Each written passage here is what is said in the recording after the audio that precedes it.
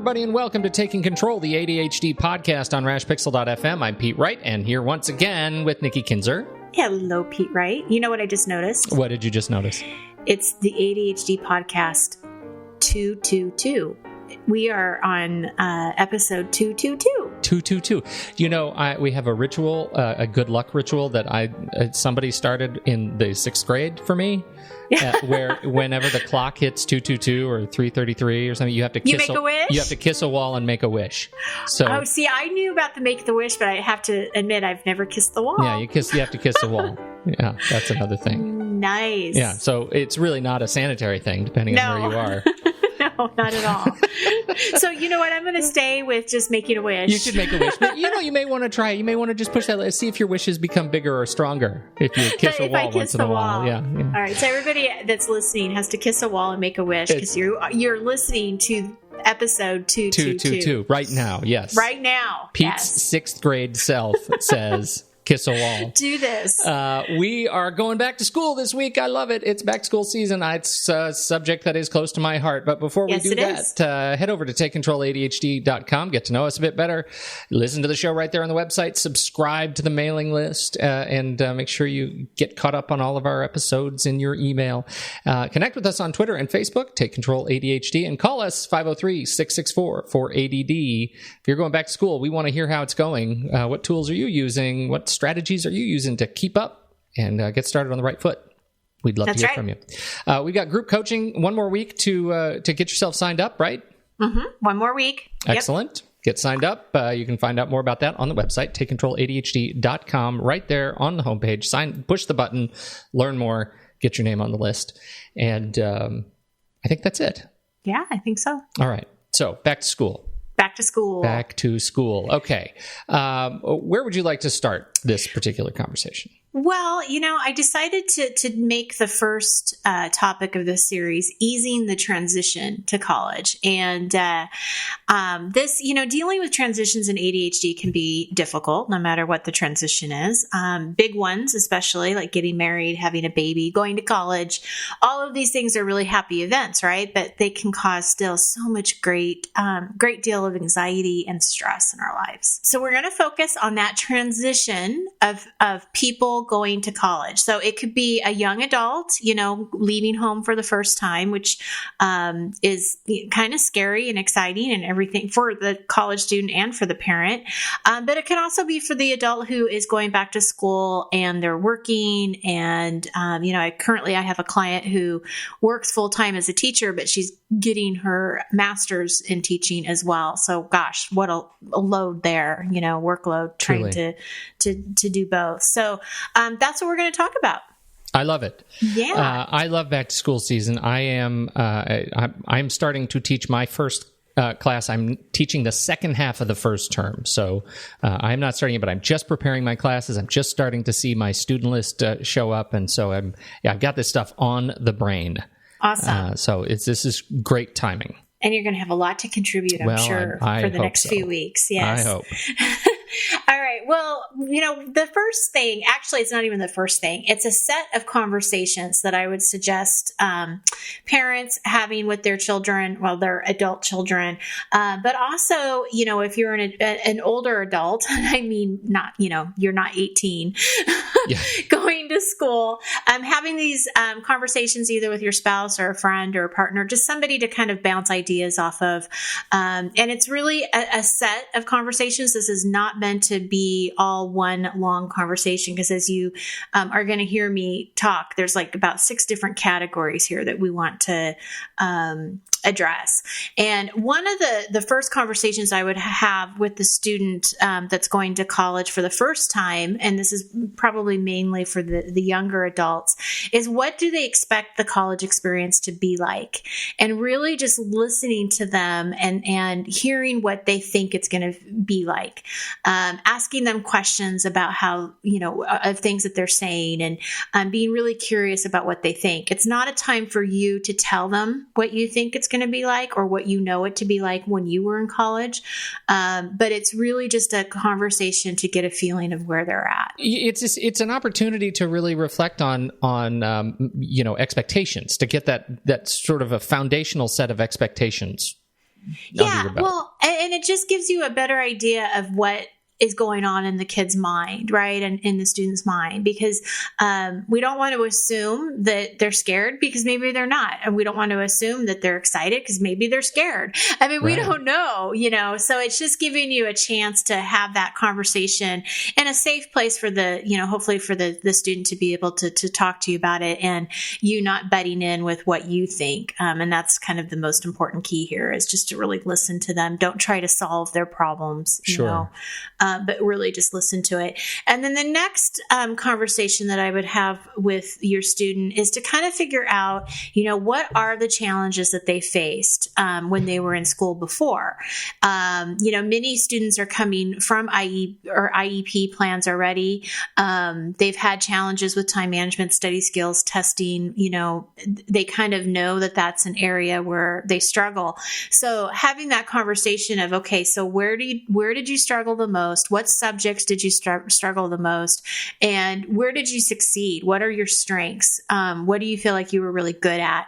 And really kind of taking a self-analysis of the good and the bad so that you can start to address these things going into the college level. Because as you know, it is different, going to college than what you experienced in high school.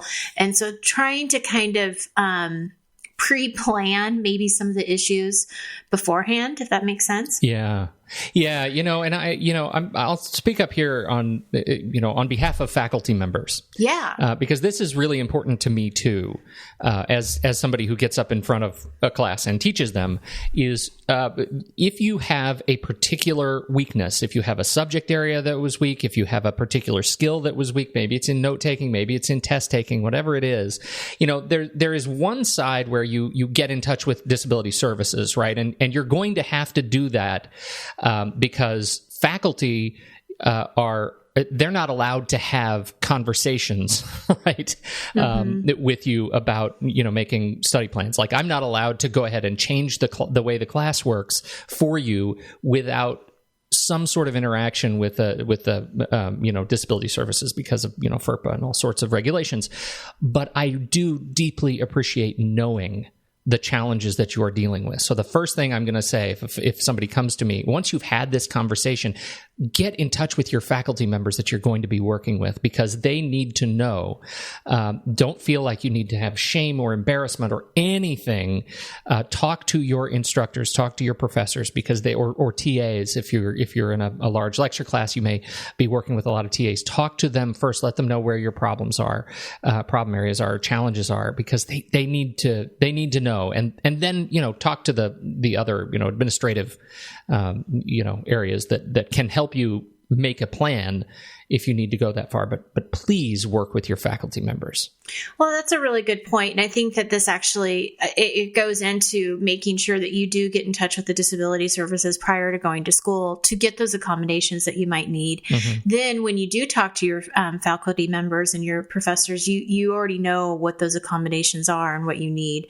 And some people assume that because they had them in high school, they're going to have them in college, and you can't make that assumption. You're going to have to go in and make sure you go through the right process and red tape, in college.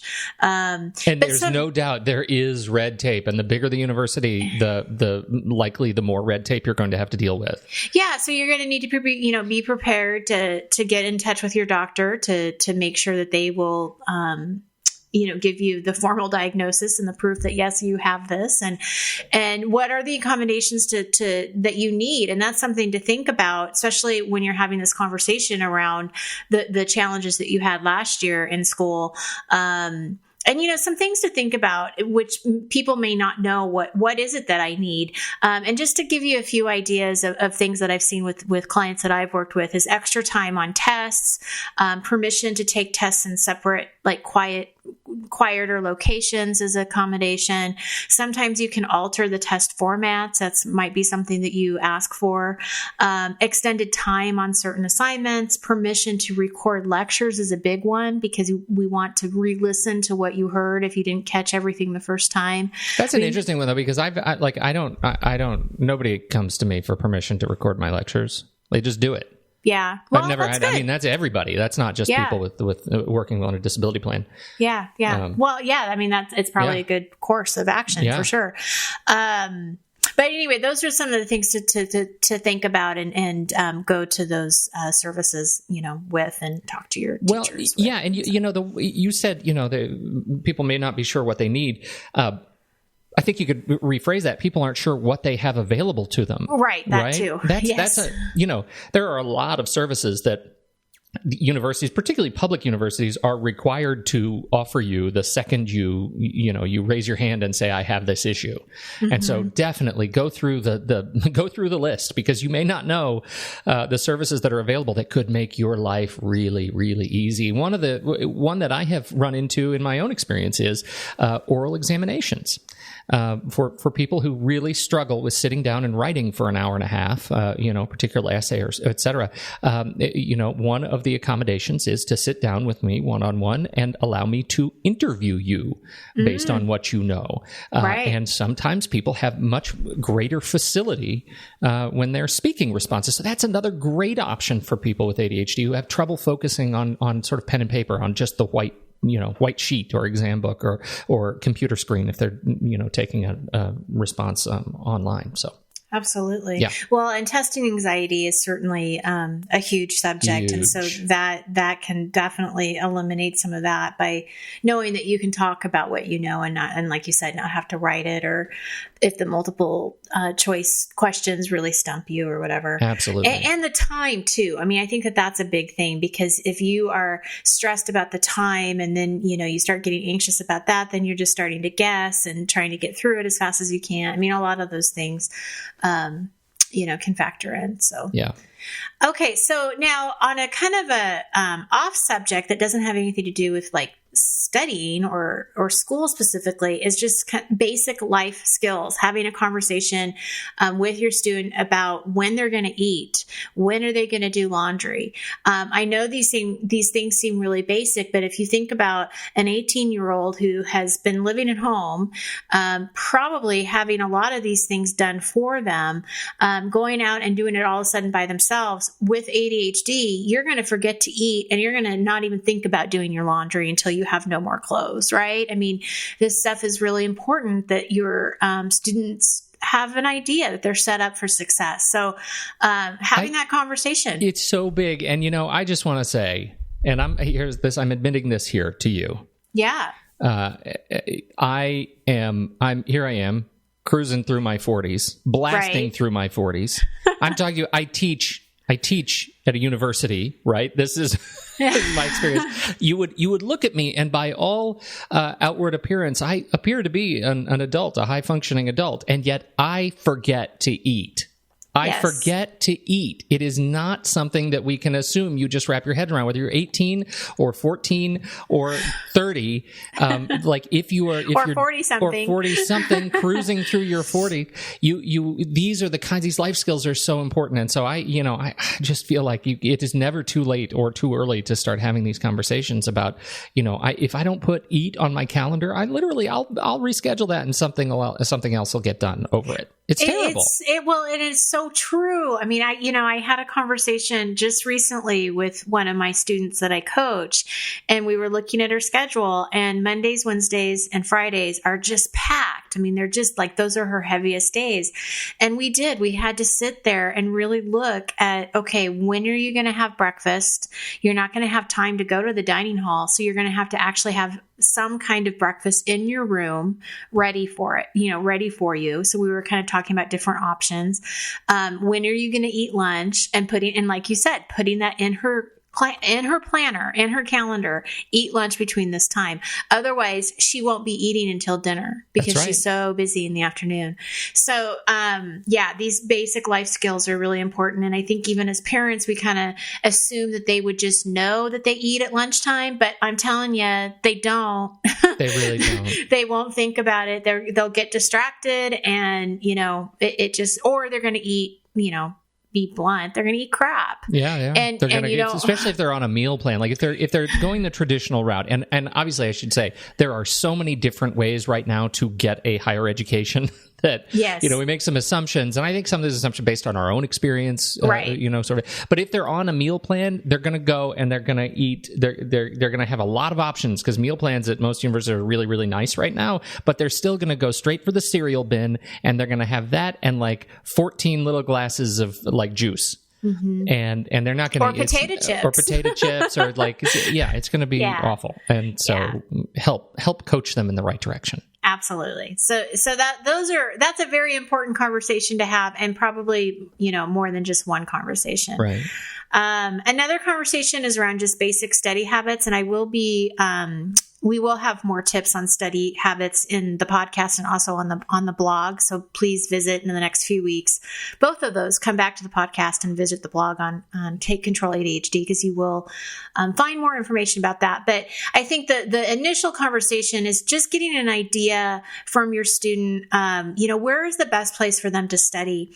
And, is it going to be in their dorm room? Is it going to be in the library? Is it going to be outside? Where are they going to be less distracted?